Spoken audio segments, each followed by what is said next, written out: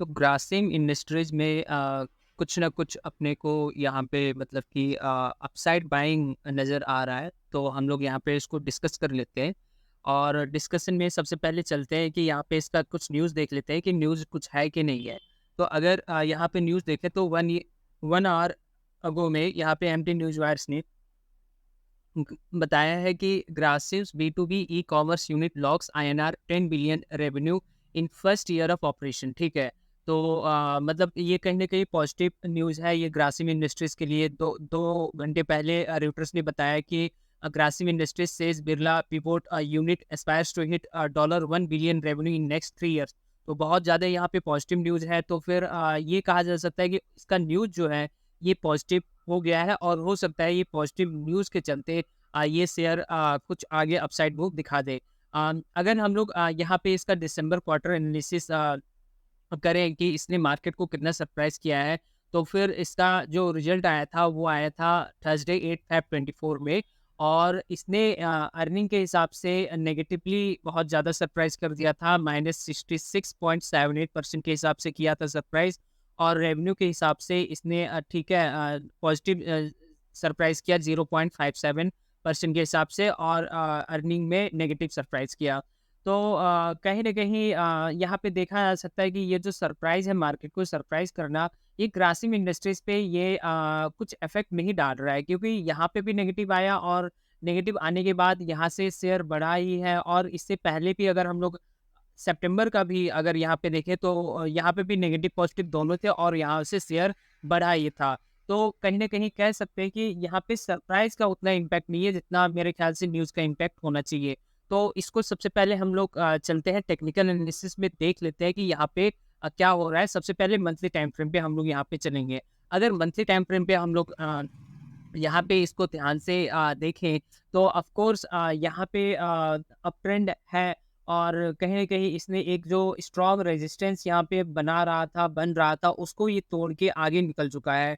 और ये पैटर्न जो है ये कहीं न कहीं आपको कप विद हैंडल वाला पैटर्न भी दिख सकता है। मैंने अपने वीडियोज़ में काफ़ी डिस्कशन किया है इन सब में कि कप विद हैंडल पैटर्न क्या होता है। मैं इसको थोड़ा-सा ज़ूम करके मैं आपको यहाँ पे बताना चाहूँगा कप विद हैंडल पैटर्न के बारे में। तो मंथली टाइम फ्रेम पे हम लोग आ चुके हैं और मंथली टाइम फ्रेम पे अगर हम लोग ध्यान से देखें तो फिर यहाँ पे एक कहीं न कहीं अच्छा खासा ठीक है, यहाँ पे आया था। और यहाँ पे आने के बाद ठीक है, प्राइस वहाँ से रिजेक्ट होता है। रिजेक्ट होने के बाद फिर से जो है एक कप टाइप का यहाँ पे बनाता है। कप बनाने के बाद वो हैंडल यहाँ पे फिर से बनाता है और हैंडल बनाने के बाद ये कहीं न कहीं वहाँ जाता है, रुकता है और वहाँ से ब्रेकआउट देता है। और ब्रेकआउट करने के बाद ये अभी अप मूव ही दिखा रहा है।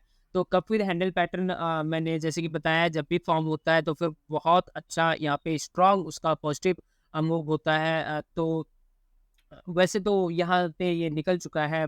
तो फिर अभी मंथली टाइम फ्रेम के हिसाब से अगर यहाँ पे कोई बाइंग अपॉर्चुनिटी बन रही है कि नहीं बन रही है, तो फिर मेरा कहना यही है कि यहाँ पे मैं एक पुल बैक आने की यहाँ पे मैं वेट करूँगा। अगर पुल बैक यहाँ पे आता है तो फिर वहाँ पे अच्छी खासी बाइंग अपॉर्चुनिटी आ सकती है। बट अभी जो है मंथली टाइम फ्रेम पे मुझे ऐसा कुछ दिखता नहीं है। अब हम लोग चलते हैं एक बार वीकली टाइम फ्रेम पे, वहाँ पे इसको डिस्कस कर लेते हैं। तो वीकली टाइम फ्रेम पे अगर हम लोग डिस्कस करें तो सबसे पहले इसको मैं रिमूव कर देता हूँ ड्राइंग को और यहाँ पे हम लोग यहाँ पे इसको डिस्कशन एक बार कर लेते हैं। तो वीकली टाइम फ्रेम पे आपको मेरे ख्याल से कहीं न कहीं एक पैटर्न दिख रहा होगा। अगर पैटर्न यहाँ पे नहीं दिखा है तो फिर मैं आपको शो कर देता हूँ। और वो पैटर्न शो करने के बाद ठीक है, यहाँ पे क्या डिसीजन लेना है क्या नहीं लेना है, मैं वो आप पे डिपेंड करता है, ये छोड़ता हूँ।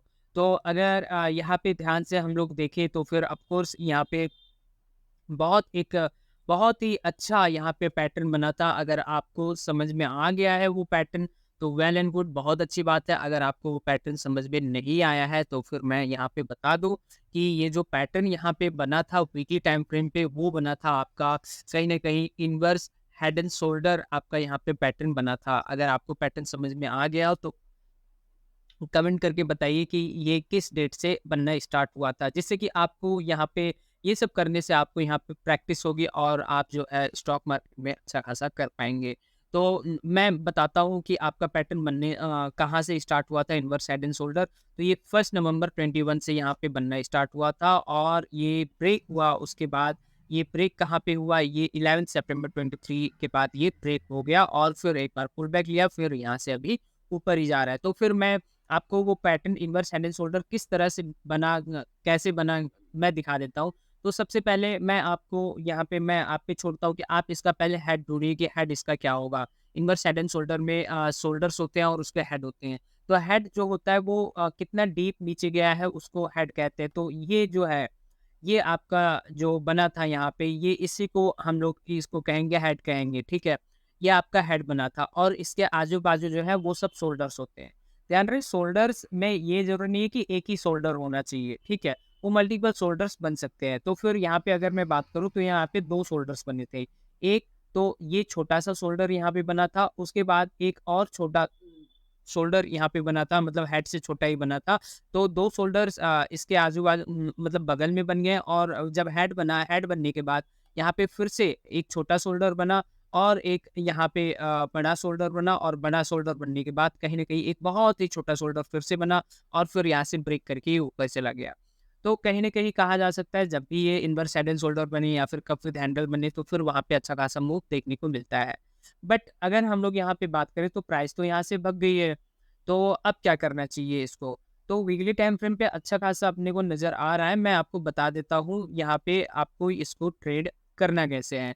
तो अगर आपको वीकली टाइम फ्रेम पे ट्रेड करना है तो फिर आप यहाँ पे मूविंग एवरेज का सहारा लीजिए और आगे बढ़िए।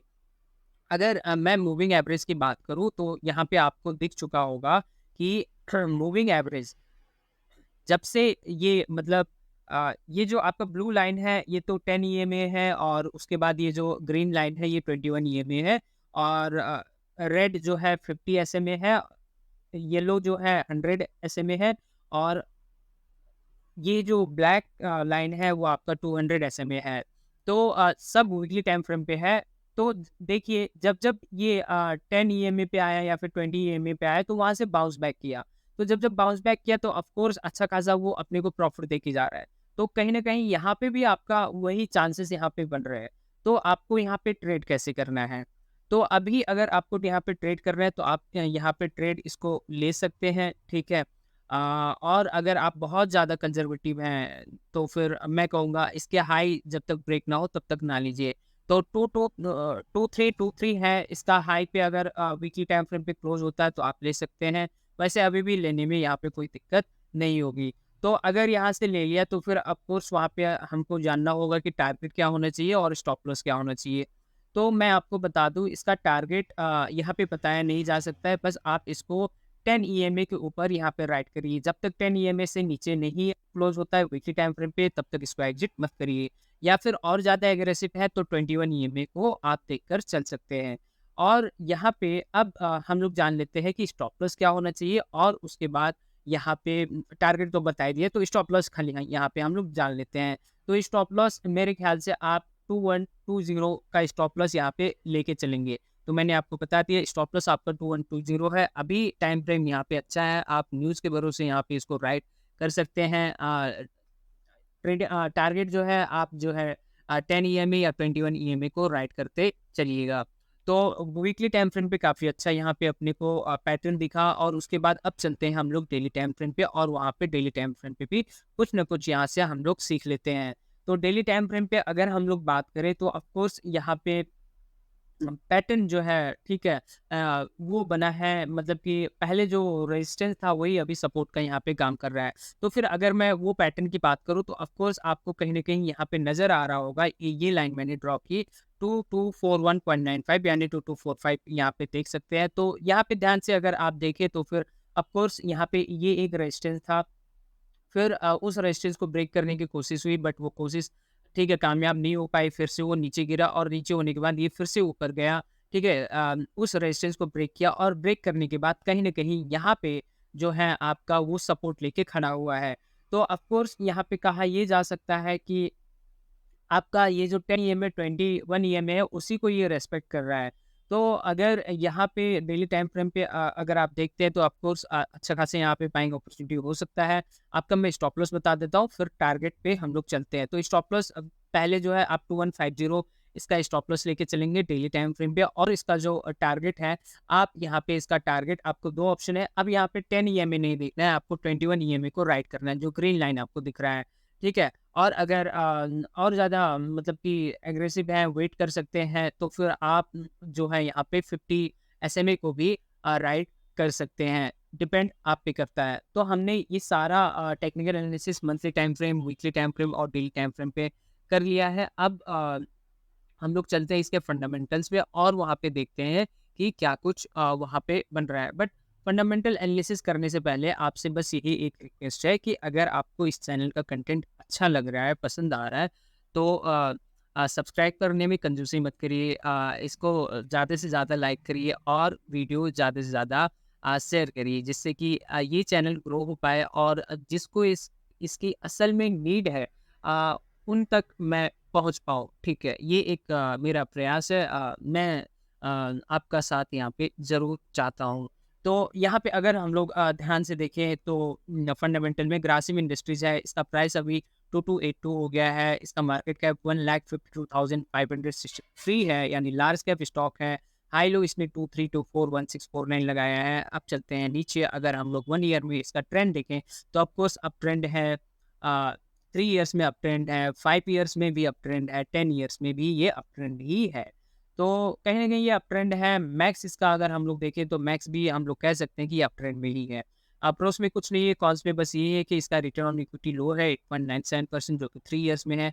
डिविडेंड पे आउट जो है इसका लो है 10.7% के हिसाब से, जो प्रॉफिट था उसके, और ये 3 ईयर्स का बताया जा रहा है। पीयर कंपैरिज़न अगर करें तो ये अपने सेक्टर का, ठीक है, किंग है बोलूँ, क्योंकि ये टॉप मतलब फर्स्ट में ये रैंक करता है।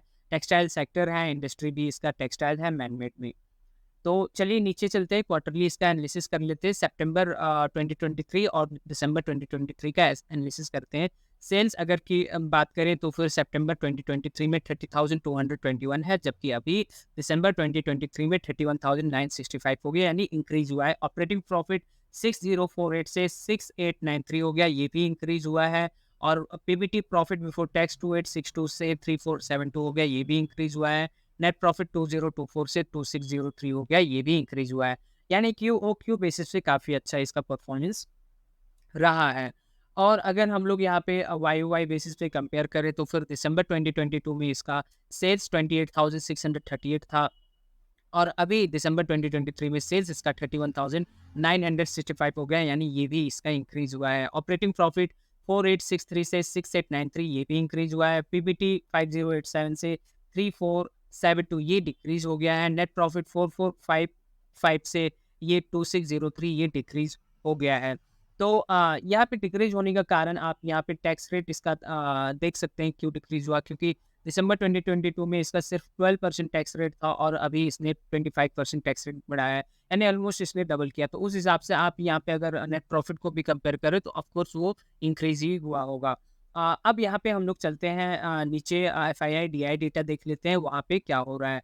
तो एफआईआई डीआई डेटा में अगर हम लोग बात करें प्रोमोटर्स की, तो दिसंबर 2023 में इसका 42.75 प्रोमोटर्स थे, और जबकि अभी 43.05, यानी प्रोमोटर्स लोगों ने अपना स्टेक यहाँ पे इंक्रीज किया है। जब भी प्रोमोटर्स लोग अपना स्टेक यहाँ पे इंक्रीज करते हैं तो एक भरोसा वहाँ पे बढ़ जाता है रिटेलर्स का। तो ऑफकोर्स कहीं ना कहीं ये भी एक पॉजिटिव यहाँ पे है कि इसको लॉन्ग करके जाया जा सकता है। एफ आई आई 12.52 से 12.43 डिक्रीज किया है एफ आई आई ने। डी आई आई 16.70 से 16.76 डी आई आई ने इंक्रीज किया है। पब्लिक 27.69 से 27.39 पब्लिक डिक्रीज किए हैं। अदर स्मिथ 0.33 से 0.32 यहाँ पे ये भी डिक्रीज हुआ है। तो ओवरऑल शेयर होल्डिंग पैटर्न भी यहाँ पे ठीक है, पॉजिटिव इम्पैक्ट बता रहा है। फाइनेंशियल जो रिजल्ट आया था फंडामेंटल के हिसाब से वो भी पॉजिटिव है, और कहीं ना कहीं टेक्निकल भी अपने को यहाँ पे पॉजिटिव ही दिख रहा है। तो तीनों को अगर हम लोग कंबाइन करें तो ऑफ कोर्स ये काफ़ी अच्छा एक अपॉर्चुनिटी यहाँ पे मिल रहा है, बशर्ते आपको अपने यहाँ पे रिस्क मैनेज करके चलना पड़ेगा, पोर्टफोलियो को डाइवर्सिफाई करके चलना पड़ेगा। इसका मतलब ये बिल्कुल नहीं है कि मैंने यहाँ पे आपको कह दिया कि ये अच्छा स्टॉक है, ले सकते हो। तो यहाँ पे ये कभी भी नहीं करना है कि अपना सारा पैसा जो भी है एक ही स्टॉक में यहाँ पे डाल दें। ये कभी नहीं करना है। अगर आप अपना पोर्टफोलियो डाइवर्सिफ़ाई करके चलते हो, तो मिनिमम जो है आप यहाँ पे 5% अपना, 10% अपना यहाँ पे कैपिटल का डाल सकते हैं। तो ध्यान रहे, मैं कोई से भी रजिस्टर्ड एडवाइज़र नहीं हूँ। ये मेरा एनालिसिस है, आपका एनालिसिस मेरे से डिफरेंट हो सकता है, बट अगर आप एनालिसिस नहीं कर पा रहे हैं और डिसीज़न नहीं ले पा रहे हैं, तो होप सो ये वीडियो आपको हेल्प ज़रूर करेगा। जो टारगेट बताया है, जो स्टॉप लॉस बताया है, उसको एकदम से ठीक है लक्ष्मण रेखा की तरह उसको फॉलो करिएगा। अगर नहीं कर सकते तो ऑफ कोर्स ट्रेड आप मत करिएगा, क्योंकि जब वो लॉस दिखाने लगता है तो अपने को बहुत ज़्यादा तकलीफ होती है। लास्ट में यही कहना है कि किसी के टिप्स, कॉल्स, रिकमेंडेशन पे भरोसा तो कभी भी नहीं करना है, चाहे वो मैं ही क्यों ना दूँ या फिर किसी और का ही क्यों ना हो। आपने इतना समय दिया उसके लिए थैंक यू वेरी मच।